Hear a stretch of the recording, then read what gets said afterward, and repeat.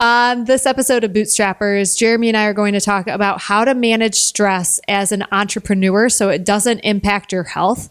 And we're going to go over real life situations that stressed us out and how we dealt with it. That's next on Bootstrappers. This is the Bootstrappers Show for property management, powered by Anequim, a podcast where we have real conversations with industry experts that you can apply to your life and business. Welcome to Bootstrappers, where we talk about topics that are important to real estate and property management entrepreneurs. I'm your host, Gwenn Aspen, here with my spouse, Jeremy Aspen. Me. And on this episode, we're going to talk about how to manage stress as an entrepreneur.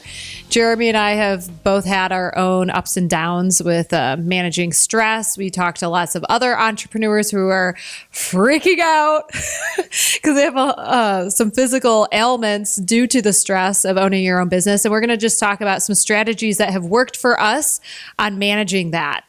Bootstrappers is powered by Anequim. If you're looking for professionals who can help you grow your business, go to anequim.net right now and get a discovery call. If you set up a discovery call, get 50% off your first placement fee by mentioning the Bootstrappers Show. So, Jeremy, the stress with entrepreneurship is real. The stress is real. We're part of entrepreneur groups, and that's one of the things I think we talk about the most, whether it's induced by, familial reasons or entrepreneurial reasons or social reasons. It's a lot, and it's real. And so just to take note of all the things, and just if you are an entrepreneur out there, give yourself some compassion, because just making payroll, super stressful. We have struggles we don't have struggles, but I always just want to make sure everybody gets paid on time. And so it's something that I am always cautious of, is like, when's payroll? What's going on with it? Is everything going okay? Creating growth opportunities for our team members. I'm always worried that we're not growing fast enough, even though we double every year. But I just want to make sure that the company's growing so that we have more opportunities for everybody so that they can reach their full potential. As we know, there's no safety net, no one's coming to save us if we screw up. So that can always be a little bit stressful. And I would actually say, odds are, if I'm looking back in time, trying to figure out, do an assessment of my life, my being back then, I don't think I even really knew I was stressed out. It kind of hit me. You don't really know if you live like that. Yeah. For both of us, I've had a job since I was 8 when I had my paper out. And so I don't really know how to live a different way. And so you don't really know until your health hits a wall that you're really stressed out. But another thing is working crazy hours. When Wistar started, you would work probably 10-hour days, then all day on Saturday. And then my crazy hours were I don't always work crazy hours, but when we started our rent manager call center, I would go to work and work at Wistar Group, our property management company, during the morning and do all the quality assurance there. Then I would do remote professionals in the afternoon into the evening. Then I'd come home, make dinner, hang out with my kids, and then I had the call center all night because the calls would roll over to me at the beginning if no one answered, or if I was the manager on call for the first 7 months of the call center. And that was probably my hardest time with crazy hours.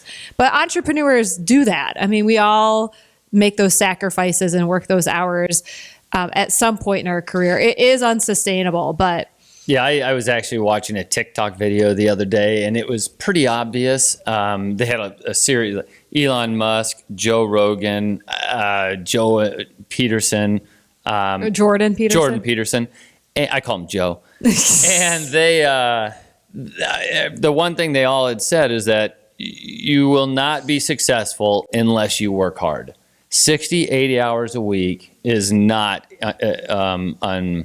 impossible. And it's actually kind of the secret to being able to get ahead, which is why I kind of feel bad about kids these days. They're not looking at doing anything like that for themselves. They have a little bit, I think, when they're young, too much of a balance, or they're working too hard to have that balance. I like where I am. I just figured out at 50 that, you got to add some balance. That's not totally true. Well, but I mean, when we were young, when we were first married, or I should say I was young, but we had, like you were starting with Star Group, I was a pharma rep, and then we flipped houses all weekend. Like we never took a day off. Well, and here's what I think, especially if you're in that phase where you just have to do more work because tough shit, that's physics. You have to put in more hours because that's the one thing you've got over anybody else, right? Yeah. And that's where you learn. That's where you realize that you can make the system better, and it's where you make the system better. Anyway. What was I going to say about that? Make the system better. What the hell? Well, while you're thinking about that, the other thing that sorry. Go ahead. All right, so it's not that you put the hours in. I don't think it's the long hours that stress people out. I think it's that during the course of the day, jumping to and from different subjects all the time in rapid succession and not necessarily in any order is the most stressful. Like it just keeps a certain hum in your brain. Like you're just always bombarding your brain with something new all the time.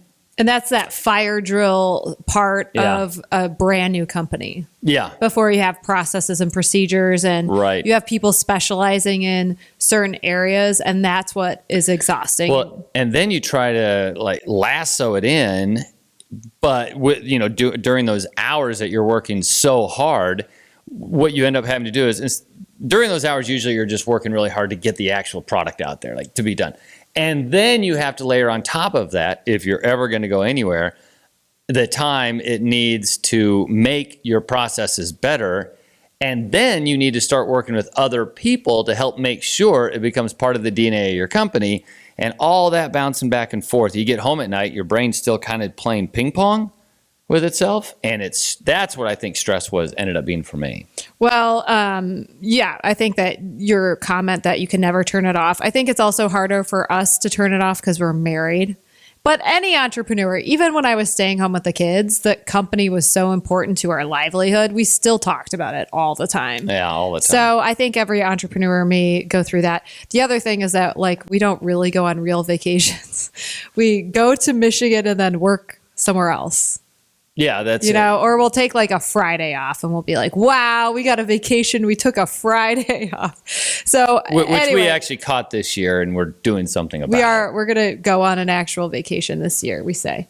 So at any rate, but these are all the reasons why entrepreneurs are stressed out. And I think it's just important to delineate them because when you're in it, you kind of forget that the whole exercise is very hard. And that's why it's stressful.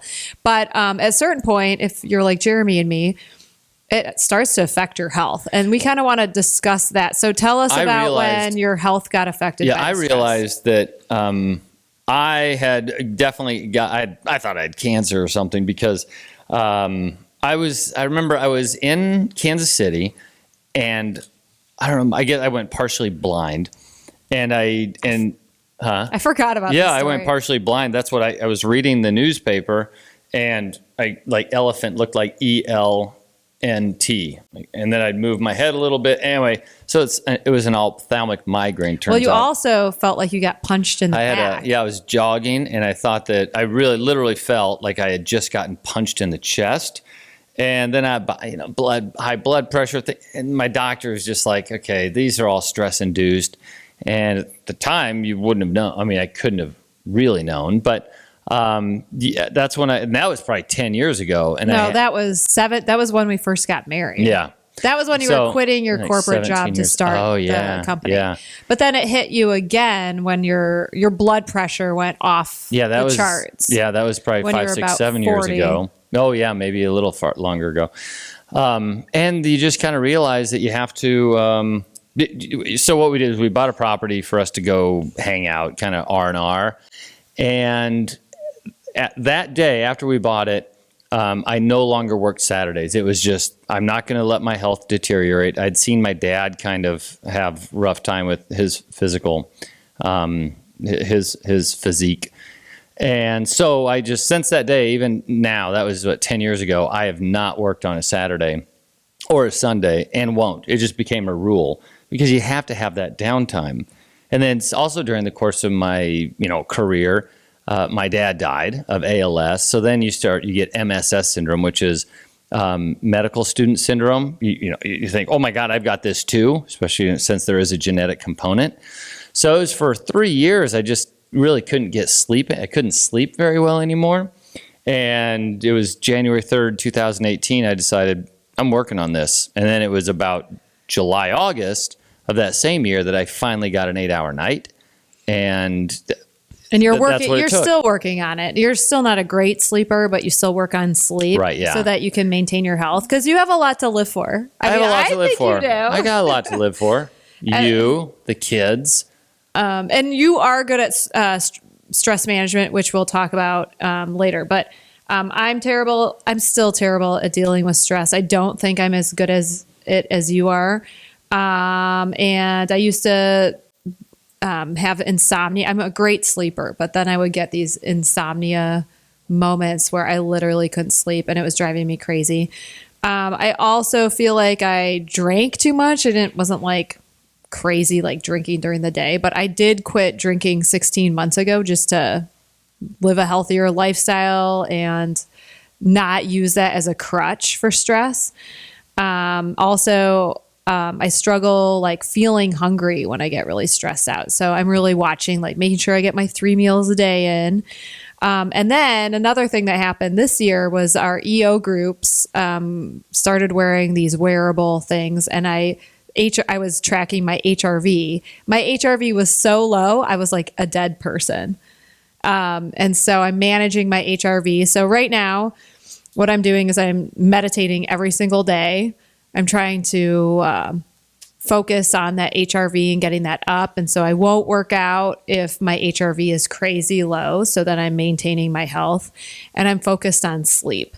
And that's really helped a lot. I think that I feel more energetic during the day. Still have a long ways to go with stress management. But I did want to talk about some specific incidences that were very stressful in our careers and how we managed to frame them to reduce stress, because Jeremy is particularly good at this. So one of the instances was that we have an 11-unit complex that we owned. And this is when we had really little kids. We sold it when the market was really hot, but the heat went out and it was a super cold day in winter. And I was freaking out. Like, oh my God, these people don't have heat. Like, what's going to happen? And Jeremy was like, we have people who know what they're doing at the apartment complex working on the heat. What is your stress actually accomplishing here? Like, are you going to go and fix the boiler? Yeah, you got your boiler's license or whatever it's called. And I was like, well, what if we have to get them space heaters? He's like, well, we'll wait a few hours, pick a time. And then if it passes that time, we'll buy everybody a space heater. Like, this is not something that you have to ruin your whole Saturday over. Or think about it all. Yeah. And you were very clear, like, just forget about it until 6 p.m. and then we'll buy everybody space heaters and it's fine. Like, just chill out. And that was a really important moment for me, because I do think that there is some use in stressing a little bit if you have a problem, because sometimes you can come up with a creative solution, but you have to, the creative solution was the space heaters in this case, which is not that creative, but like, we already came up with the solution. So just pick a time and then worry about that. But well, yeah, even I would say don't worry about it, because literally worrying, and I think this is stoicism, but worrying in and of itself does zero good. It once in a while will be a trigger for, oh, I better remember to do that. But then you just have to you need to reframe it, because it in and of itself damages every single part of your body and does nothing to make anything any better. Different. If anything, it makes things worse. And you are really good at staying calm in a crisis. There was a moment, so we have a lot of money going down to Mexico. And there was a moment where we thought the money had left our bank account in the United States and wasn't showing up in our bank account in Mexico. And the finance person was stressed, called Jeremy. She was so stressed out, she couldn't even see the line item that showed that the money had arrived. And you were so calm that you were like, oh, well, the money's right there. See? Well, that's how I was calm. I wasn't at a computer at the time, but she'd called and said she was concerned we were missing like $300,000. And I was like, nah, I don't think that doesn't make any sense. So that's kind of how you go into it. It's a normal procedure. We do this all the time. We did exactly the same thing. And so we should reasonably be able to predict that the outcome will be exactly the same. So I was just like, worst case scenario, we can look at this on Monday, find out where the money actually went, because we're a legal entity in the United States. We're a legal entity in Mexico. We have standing, and we can dispute anything. Then, I think after a couple hours of some other people worrying, not me, they were like, oh, no, wait, the money already made it. Whoa, okay. So the worrying did nothing except irritate me, because you just kind of have to walk through things. Like, there's legitimate things to worry about. Those would be things like, my kid has cancer.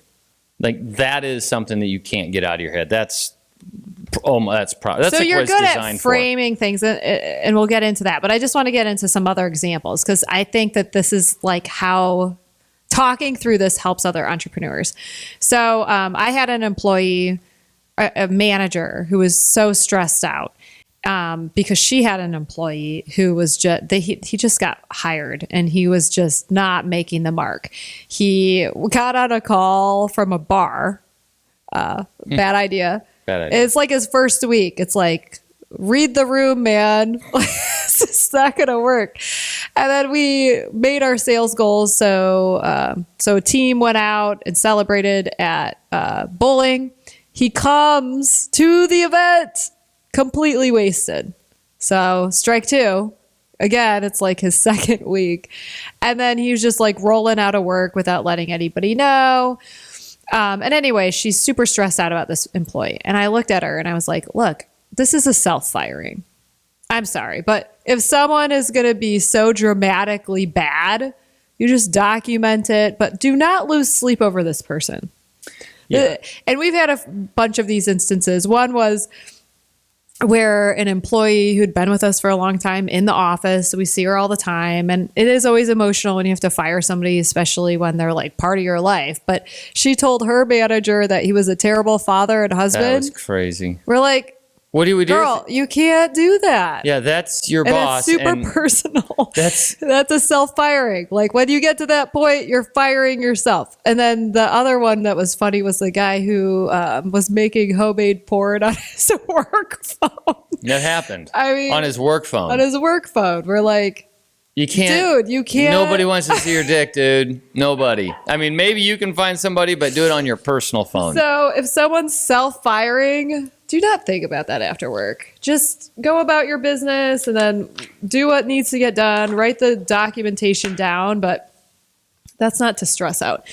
The other thing is letting go of the outcome is something that how I frame things. So a few years back, it must be like 4 years now, we went from paying everybody in Mexico via PayPal at the time. And then we were becoming a legal entity in Mexico. So everyone was going to get their taxes paid. They were going to get insurance.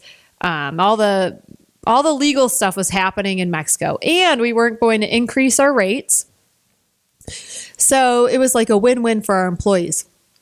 It was like a 30% pay increase because they didn't have to pay their taxes in the way that we were operating. They were going to get a bunch of things for free.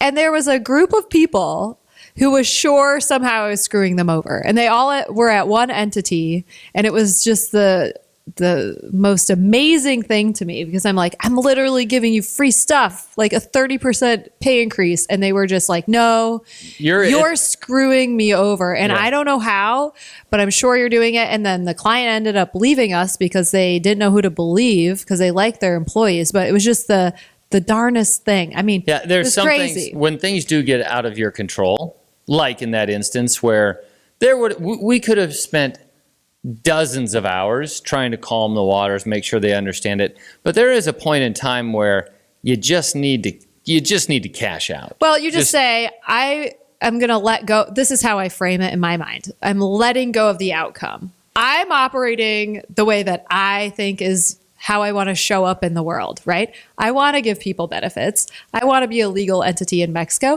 I want to provide 30% pay raise to everybody. I'm showing up in the world the way that I want to. And if people have a problem with it, I got to let go of that outcome. And so I do that a lot in my life when people get mad at me, and just ask myself, like, am I proud of how I behaved? If the answer is yes, I can't be responsible for other people's responses. Well, we had another client that was asking you to lie to one of the remotes. Oh, that was kind of funny. So this was another moment where I just was sure about my ethics, and I wasn't going to be swayed to do the wrong thing. But these two business partners had a remote professional together. Then they broke up. And in their breakup, one of the business partners got the remote professional as part of the deal. Well, the remote professional didn't like the partner that she ended up with. So she wanted to move to the other partner. And, it's not my business to get in the way of someone's career in a emerging market. So I'm like, yeah, if you want to switch people, let's make it happen. And the guy she was going to was like, oh, don't tell my old business partner, it just isn't great. And I'm like, I'm not going to get involved in your business. I'm not going to say anything proactively, but sure, whatever. So anyway, the old business partner freaks out at me and starts yelling at me. And I was like, whoa. This is what happened. Like, I'm going to just tell the truth here because this isn't my secret and I don't keep secrets for people. And then right away, I called the guy who told me not to tell him. I'm like, I told him. I did. I'm just going to fess up. And anyway, it ended up being like a big legal thing. And they kept telling me, don't tell the other person this. Don't tell the other person that. And I was like, look, guys, I am not the person. If you want to keep a secret, don't talk to me because I'm going to tell you both exactly what I'm telling the other person because I'm not part of this. I don't want to be part of it. And one of the guys was like, you're a bad business person. Don't you understand how business works? And I was like, yeah, it works when you don't, I was going to say a bad word, when you don't screw people over. Yeah. That's how I do business. He's like, how do you ever make money doing that? And I'm like, I don't know, because dumb luck, dude. Yeah, but he was so insulting to me. But so back to it, you just present yourself to the world the way you want to be, and then let go of the outcome. Because if people aren't going to get it, then they're not for you anymore. There are 8 billion people in the world. You don't need that guy. People. Yeah. Yeah, and also just knowing if you do have a mistake, like if you can legitimately determine that you or one of your employees made a mistake, you don't spend any time covering it up. No. That ends up just never cover. One, they do not believe you. But you're not going to convince anybody that you didn't screw up unless you have a very strong case. It's just like Nixon. The cover up is always worse than just admitting it. And it's always worse than just whatever the initial error. And if you're doing your job right, all the mistakes show up in numbers anyway. So there are breadcrumbs to every mistake. So another one that Jeremy does that he tells me about when I get stressed out is it's too late. You already screwed up or it already happened. Like you can't go back. It's too late. Like stop stressing about it. What are you going to do? Turn back time? I did not know I'm this kind of a sage. I am you are pretty brilliant. Well, you're really good at like not letting the small things stress you out. But it's because you went through the medical issues and you're like, I don't want to die. I have like kids. I want to see them grow up. And I'm dialing down the stress. Yeah. So, but I love that he's like, it's too late. I'm sorry. It's already been done. Just moving on. Whatever the mistake was, it's a mistake. And now you got to kick into repairs. The other one is having hard conversations. So you're better at that. No, so I am better at this. But if someone is keeping me up at night, because I do think about work all the time.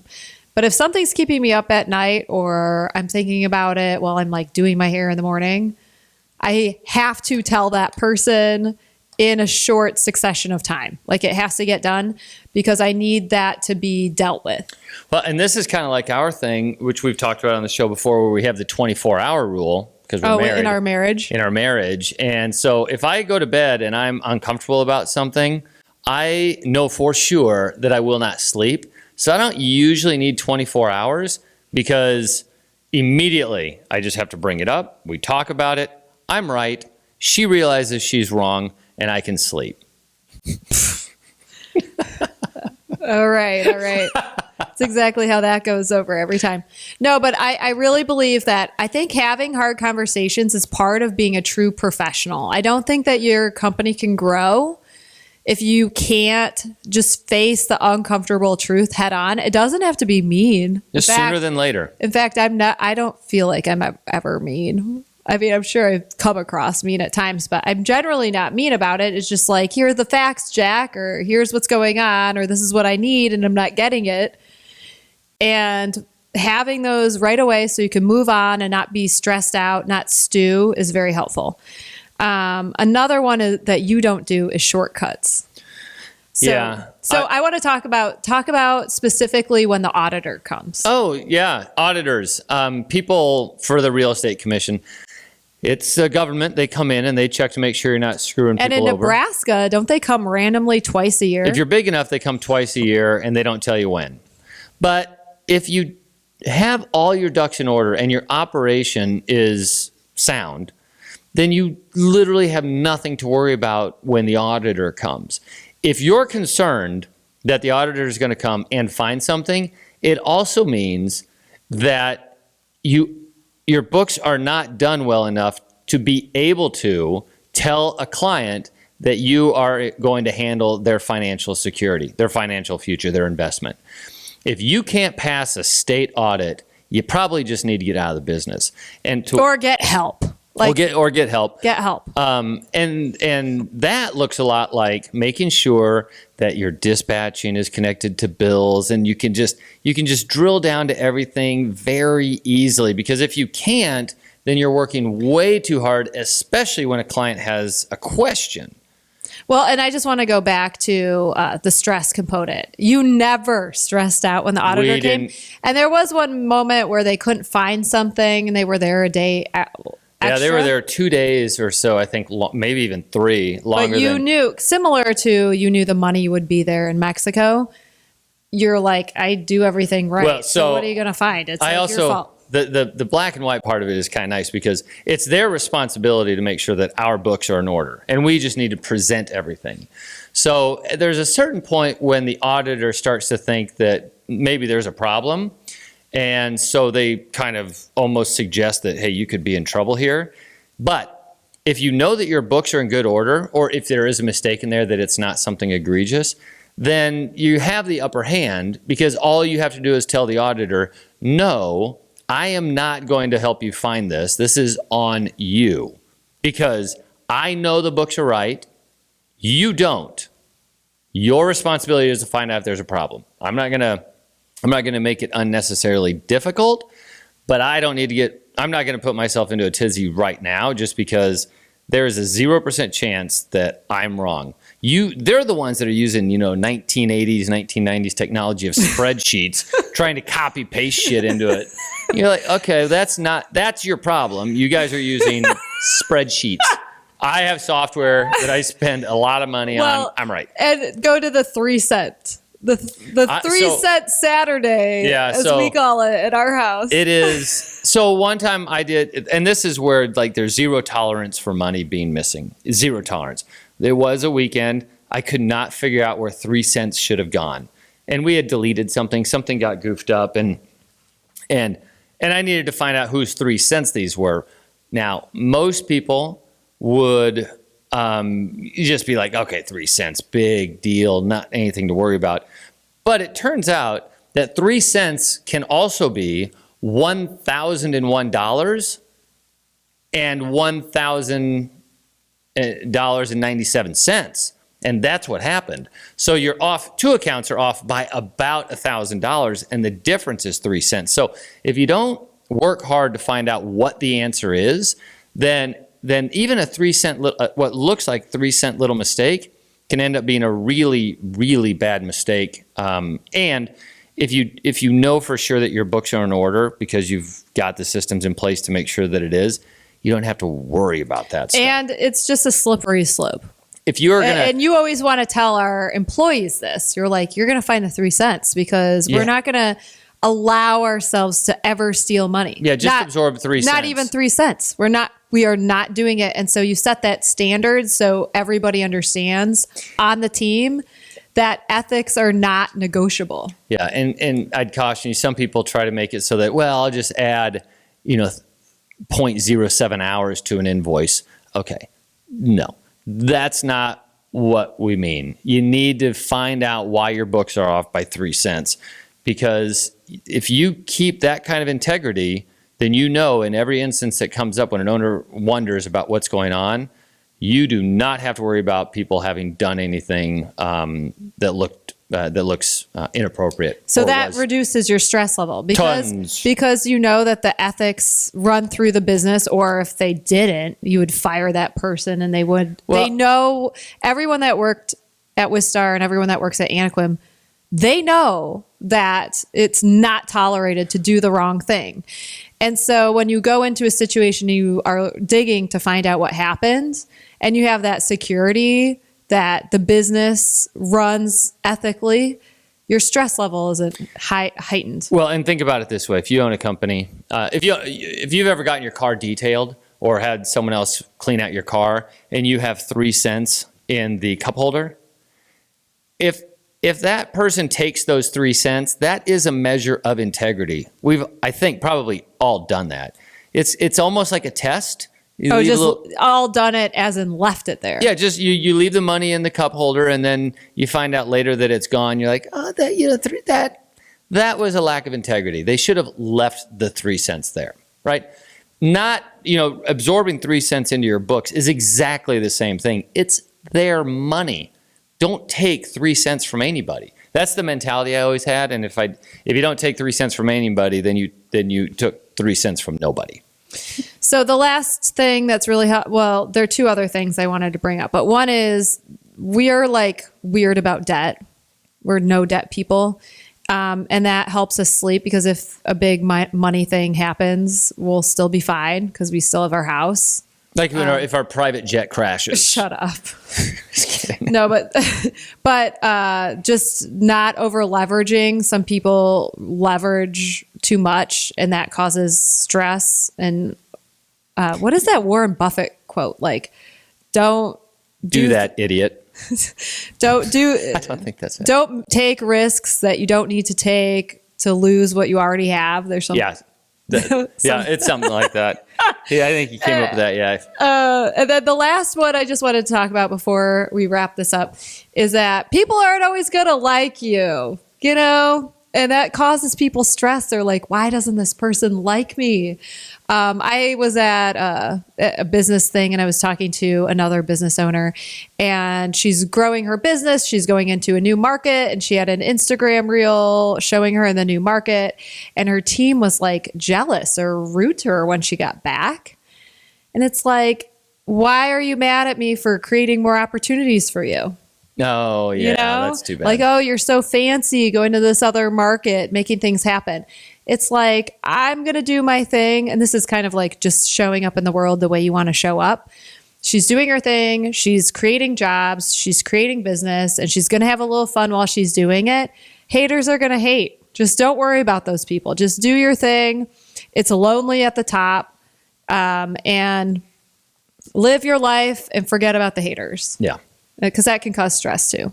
Oh, the last one is big clients leaving. You want to just address how you manage that, because that's always stressful. So whenever a big client would leave, like if they took a 40-plex or something with them, or not with them, but like if they were selling it, like, it kind of sucks to lose 40 units in one fell swoop, but it's also a selling point. So this goes back to reframing it.